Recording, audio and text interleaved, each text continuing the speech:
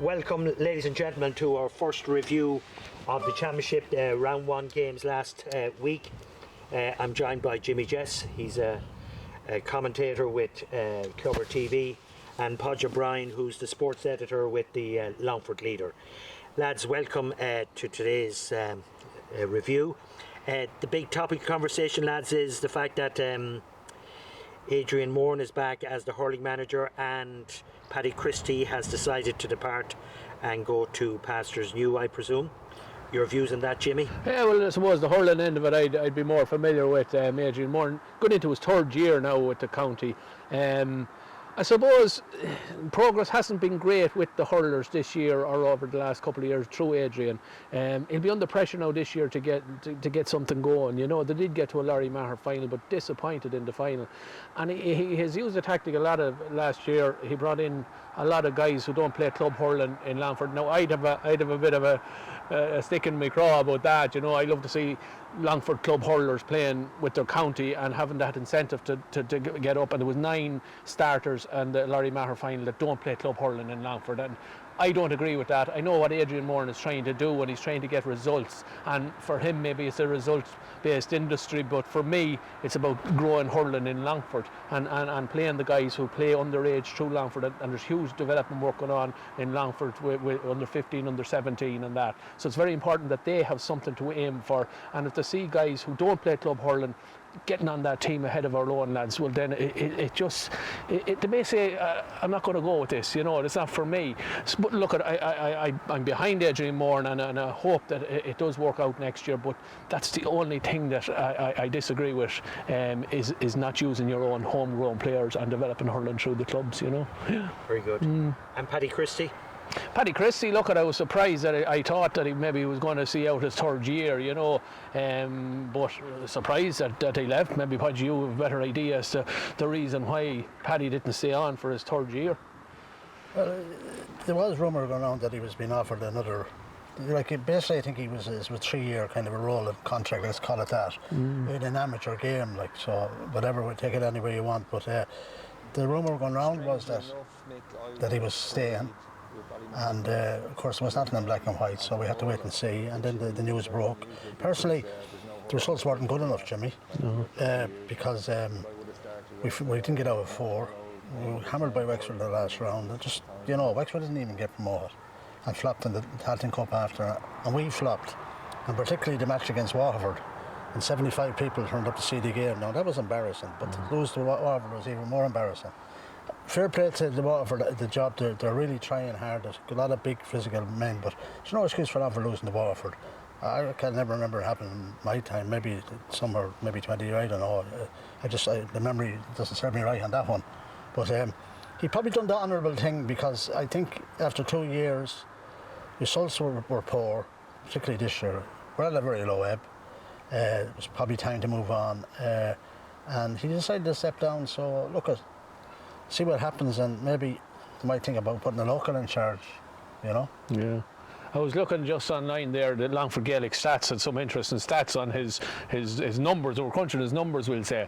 And out of 8 championship games, there was 2 Leinster club games, 2 Leinster championship games, and 6 Tailteann Cup games. He had 2 wins. You know, 2, none in Leinster, and 2 out of the 6 Tailteann Cups, and that's, you know, he was never beaten in the Burn Cup, but that's not the time of year to be winning games. That's when other teams are trying to develop. So look at the numbers weren't there for me, the wins weren't there, and you know, unfortunately. Personally, on the Burn Cup, it's a bit of a bugbear, because while every other county in Leinster was trying out lads, Paddy was going nearly with a full strength team. Yeah. And to me, it wasn't fair on the lads who were trying to make the breakthrough. False illusions. Maybe the first year was a good one. So beating Dublin, basically a Dublin third string. Great to win a trophy, don't get me wrong, like Longford winning silverware. There's not too many things we can win. Division 4 league, we thought we might be good enough, we weren't. Certainly wasn't good in the Tailteann Cup, and we're beaten by Meath. It's probably one of the better performances, actually. We lost by 7 points against Meath. But then they in turn were hammered by Dublin, so like where we're at, it's I say the only way is up, Jimmy. That's all I can Absolutely. say. Yeah. But on that, trying out guys in the Burn Cup, I remember doing the commentary on the Longford Westmeath game. Westmeath effectively played their under-20 team that day. That's correct, against us, you know, and that was a great way for Desi Dolan to see, well, what have I got coming through, you know. And then we didn't get the opportunity to see, not that many these young players. There's plenty of young fellas in the county, Absolutely, loads of them, and I think they should be given their chance. If the new manager, it has to be priority. I certainly, the Burn Cup is a challenge tournament. Let's call a spade, and whoever the new manager is going to be, use that to experiment. And if you're putting out a second string, so be it. Yeah. It's a learning process, and should be given the opportunity. Yeah. Right, very good, lads. We'll just go on now to the championship itself. So the first round of matches are over. A couple of surprising results in a way with the 2 draws. I'm not sure whether you'd agree. But the first match on the Tuesday, Porrick, you were there, Podgy. What did you think of that match, Killoe and Columkill? I was very disappointed with Clonguish, to be honest with you. I thought they'd really be kind of a match for Killoe, particularly in the opening round of the championship. But in the group stage, looking, if you lose a couple of games, you know, you'll be still okay, qualify. 4 out of 6 qualify, but they had a chance to lay down a marker and didn't, in my opinion. Killoe always were going to win that match. Always had to step up a gear when required. Conceded a couple of goals, kept Columkill in it, and you know, Killoe comfortably enough got over the line, so it was a good start for them, you know. Jimmy, Cullen or Killoe were missing a few players. Missing Mickey Quinn, I suppose, and just on that, with Mickey retiring from the inter-county scene, I suppose this would be a miss if we didn't comment on how well he has served Longford. He's been one of our best players ever, I suppose, so just he'd be a loss to the county team. But he was missing, I think Liam Hughes was missing as well, so they're missing a couple there, but as Podgy says, they never looked like they were going to lose that game. You know, they scored 13 points, Columkill 2-4, 6 scores is not good enough, I suppose, in a championship. You're not going to win games at that, you know. Columkill, I suppose, coming out of Division 2, maybe they weren't just up to playing against the Division 1 teams all year, so they were playing Division 2 in the league, so, and Jerry Carberry hadn't been with them, he was away on duty, so he was back there a week or two beforehand, so I'd say Columkill still have a little bit in the tank, and probably that was a game just too soon for them there against Killoe, the county champions, you know. Yeah, and just on that, on the Mickey Quinn issue, Mickey Quinn was a brilliant servant for Longford for the 13 years that he played. And going back to matches against Wexford a few years ago, there was one in Tullamore, he centre half back. He was absolutely outstanding. Like, nobody can deny the class and quality of that man and what he done for Longford.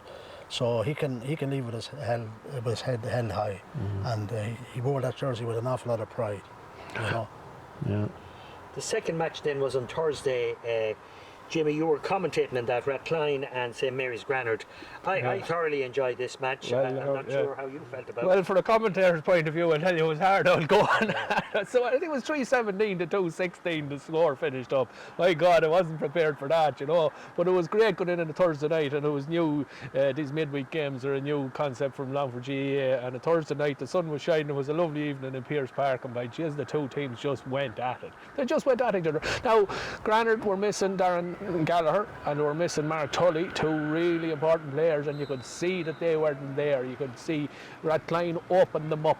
You know, if Mark Tully was in that centre-back position, it wouldn't have happened, I don't think, as much, or Darren Clark pulling the strings, or Darren Gallagher pulling the strings in the middle of the field.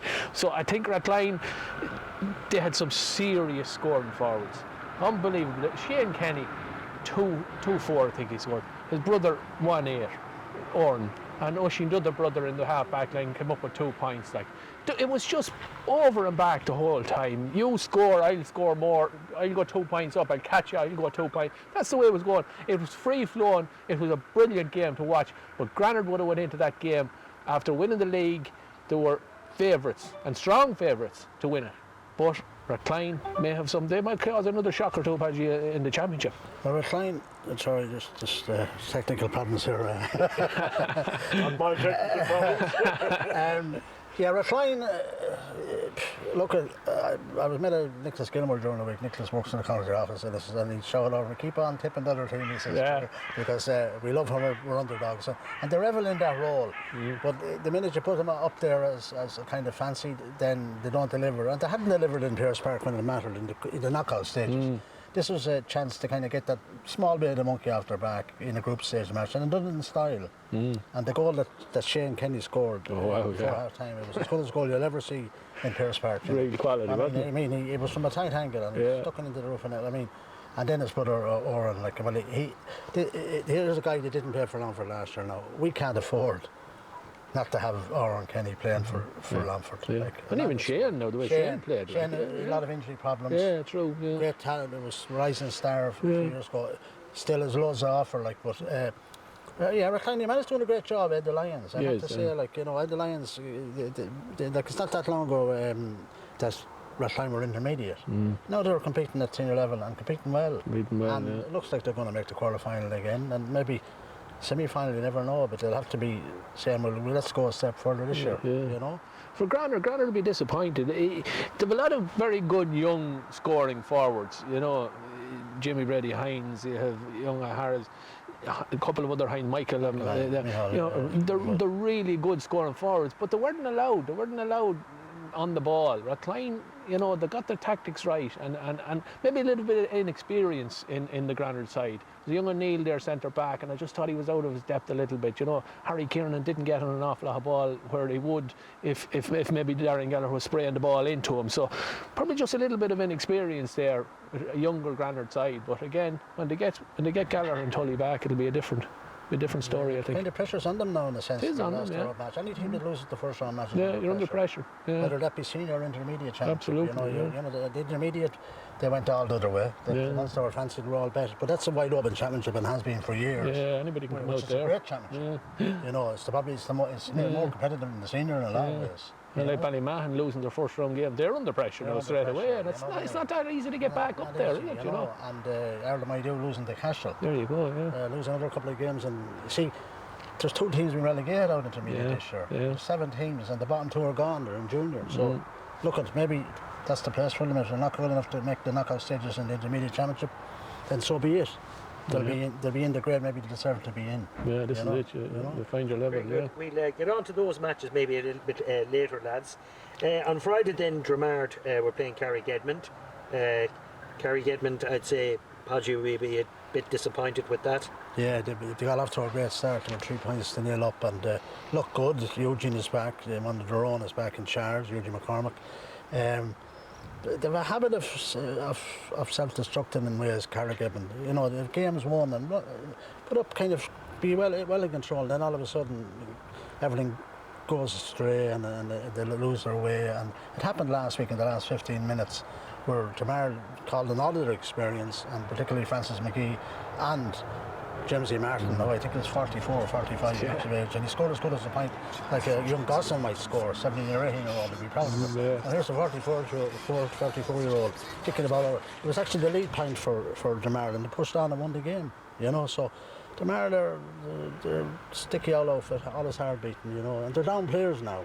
They were down now, Tools away, and then I think Joseph Hagen is away for the summer. They'll be back, you know, so you can never write off Dromard. Don't really kick a ball away from a county final last year too, you know. And if they got to that county final, who knows? You know, with all the boys kicked against the in the semi-final. Yeah, like they should say that themselves. And the year before that, like they were very close. The year Mostrim beat them last kick of the game. So Dromard are always knocking on the door, you know. And with that whole experience, Jeremy Masterson as well, you know, a huge experience with them boys.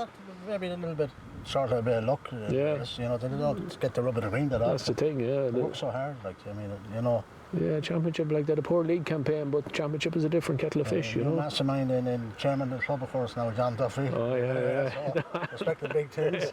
And of course, they're losing Ratty Duffy as well, you know. He's gone to Australia. That's a big loss for them, you know. Best of luck to him. No, absolutely. It's a great opportunity for them. You know? On Saturday, lads, Kinna were playing Mostrim. Yeah. What did you think of that? I was commentating, but Mostrim, my own club, chatting to the lads after and getting a feel of it. Relieved to come out of there with a win. Relieved to come out of Clonguish with a win. You know, it was looking very poorly in the first half. I think at one stage we're 7 points down in the first half. Like, Kinna really got on, and it's their first game in the senior championship, you know, after coming from intermediate last year, you know, and lost Eugene McCormick, their manager, who got them there as well. But they really came out of the blocks. Keelan McGann was very influential for them. You know, he's very important for them in the middle of the field. But Mostrim sort of got a foothold into it in the second half. Brought on Seamus Hannon with about 20 minutes to go and sort of changed the thing, you know, and just got ahead and managed to hold out for a win. But I'd say Kinna would be disappointed with the start they got that they didn't at least get a draw out of that game. But Mostrim are mightily relieved, believe me, to come away with a win, you know. I think I didn't, wasn't that one myself, Jimmy, but I think Kinna went 7 score up. Yeah, they were 7 points up early on, yeah. You know, so yeah, they were leading at half time 1-5 to 1-2. And Mostrim's goal was from a penalty, you know, so... Good to see the intermediate championship being competitive at senior level. Absolutely. The last couple of years, no disrespect to Ballymahan and Killashee, it's a terrible struggle, you know, you felt for them, but Kinna have a lot of good young players. They have good young players. And they will be competitive enough to join the rest of the group stage. They're probably under pressure, like they would kind of earmarked maybe as the one that wouldn't make it, but... You never know. You know, I think that the Mostrim game was probably one they thought they could have won, and maybe, you know, getting 2 points there would have really kick-started their championship. Now they'll struggle. I think Redline are playing next. Again, going into that, it's going to be tough for them. You know, it really is. The Abbeylara match then versus Mullinalaghta on Saturday, lads. Well, drawn match. Drawn long and drawn. I think the two of us were that. I was commentating for he was doing the report for the leader. Look, it wasn't one for the neutral to be getting excited about now. It was a poor game. Look, it ended up on a draw, and Abbeylara be kicking themselves, in fairness. They had all the ball, enough to win 2 games, I thought. They had 9 wides in the first half. They just were kicking from all angles and missing. And the more they missed, the more, you know, it just got frustrated on them, you know. But Mullinalaghta, like, in fairness, they were missing James McGivney, Patrick Fox, 3 stalwarts, you know. And they're never beaten. No. Mullinalaghta are never beaten. And with 15 minutes to go, Gavin Duffy got a goal for Abbeylara to go 1-5 to 3 points up. Mullinalaghta had only scored 3 points in the first 45 minutes and finished out the game scoring 5 in a row. And Abbeylara didn't score after. So, you know, write Mullinalaghta off at your peril, because they'll win games that they shouldn't win. And they drew this game, they shouldn't have drawn it, you know. You see Abbeylara, Podgy, improving then over the course of the season, or no? I was impressed with their structure, and obviously the Frankie factor with, you know, Frankie Dolan, former Roscommon Stern, obviously, you know, the manager of Abbeylara. I thought there was a bit of chip about them, to be honest with you. If they had put a better chances, they would have been impressive, but they didn't. So they're going to take a bit of beating in the group stage, because it's a kind of a dog-eat-dog group. There's a lot of good teams in it, some of the more fancy ones, and they're just putting right off Abbey now. I think they'd have everybody back, Jimmy, at this stage. Oh, yeah. I didn't see anybody that was missing. Lads that came, I think even Conor Berry was listed. He was there, yeah, but he didn't play, obviously. But Robbie was there. Robbie played all right. Got a couple of scores. Kind of Robbie and Wales. Yeah, not a lot of ball went his way. Not ball went into him, you know. So if they're a little bit more direct, then you never know with Abbeylara. Yeah. Because Abbeylara was able to compete with the best in the last number of years. Yeah. And lucky not to win a few championships. And unlucky not to get to a Leader Cup final as well, I suppose. You know, they're very unlucky in the semi-final against Clonguish there. You know, players sent off, and I think Clonguish won it towards the end. It was Abbeyara's to win that day. Yeah. So like, I mean, they're ones that now getting out of the groups. That's the hard part. But like they didn't last year. You know, they didn't last year, which was a big surprise. A big surprise. So you know, but maybe they were at a crossroads. And now that they've decided that we'll get Frankie in, and you know, a new voice in the dressing room, and it seems to be working for them. Yeah. You know? So they didn't lose. They got a point. So they're playing Slashers next, I think. Slashers next. And that's could be a yeah, and both teams on a point. Yeah. Both teams on a point. Slashers through with Clonguish, of course. And talking about your own team, Podgy, at the same time as you're at the Abbeylara match, Clonguish were getting a bit of a scare, I think, from Slashers. Our lads went 6 points up, got a goal early in the second half, and didn't score for ages after that now, apparently. But as I say, well, they disappointed they didn't win, because they took the lead in stoppage time. Andy Dalton got a point, and then Clonguish equalised and came out with a draw. I think they were very relieved, from what I hear, to get the draw. But they were missing a lot of players. We were missing players too, like, you know, but then they were missing the likes. Jack Duggan was a big miss for them now. And they're a strong team now. Like, I mean, when you have them bet, Yeah. you know, you'll be talking about going close to winning the Connolly Cup, you know. So, it's still tough for Slashers to get out of that group now, Nick. You know, because you have Abbeylara and you have Mullinalaghta and you have Slashers and Clonguish and All at one point. you know what I mean? Like, Yeah. and then you have the Dromard then, who were actually top as the stands at the moment. Yeah. And they were supposed to struggle, but anyway, as I say, and Carrickedmond will make it tidy. Oh, yeah, They're no Carrickedmond. soft touch. They never were a soft touch. No. You know, a very committed team. But there's no games in that group. That's 6 evenly matched teams in there in that group. Like, that's going to be a group of death for That's a sure. group of Yeah, death. If everyone was absolutely. won, that's it. And it showed in the first round results, 2 draws. And Not you know. between them, like, it can No, go between the that's whole it. of them, like, you know. Yeah, so that'll go down to the wire, that one, you See know. what the second round brings. Yeah, it'll be interesting now. Lads, I know you discussed some of the intermediate matches, but there were 2 matches, I think, last week. On Friday, Cashel played Arda Maidu. I'm not sure if any of you were at that match. Or Well, we're all clashing, so we didn't just get to that one, but we will get to see all of those teams. We had a reporter in for the Managerials and Killashee. Now here's a surprise, but wasn't that big as a surprise. Ray Curry is back in charge of Killashee. Right. Ray Curry gets the best out of Killashee, and is already making his mark. And that was a great win. Now, from what I hear, that Gales dominated the last 10 minutes and missed several chances. It's kind of a problem with them, like, you know. So good forwards, like, you know. Yeah, Like the Cassidys, Keane and Martin. Porry Gill, I think, was wing back, pushing on. He likes good pace, you know what I mean? But that intermediate championship, you know. You'd have to fancy Conley's in it now. Conley's were at a bye last week, and there's 7 teams in it. Yeah. Conley's will be out now in a couple of weeks' time now, and the Conley's will be knocking at the door, but they can't get in. Again, but there's no out and out favourite in that intermediate. Not really, They can't pick anybody out. Killashee, as you say, maybe strong there, but No, but Killashee are always be outsiders, kind of underdogs. But just your man's getting a good twist out of him. yeah, that they may show something, you know. They'll be hoping to qualify, and then they'll take it from there after that. It's there to be won the intermediate championship Well, for it is, whoever, you know. Well, he won 3 with them now. Yeah. You know, he won 3 championships with Killashee in the last, say, 7 or 8 years. Yeah, so he knows how to. Yeah, he knows how to get them there. And he's, and he's all the players back. Yeah. You know, so. lads, looking forward then to the next round of matches. Yeah. Do you see any ties there that are stand out or possibly going to result in? Well, I see that in we'll say the group with Colin Kill. I see next Friday's game between Mostrim and Redline as being pivotal for both of those clubs. I see it very important, and Kinna, Colin Kill, I think Kinna are playing as well.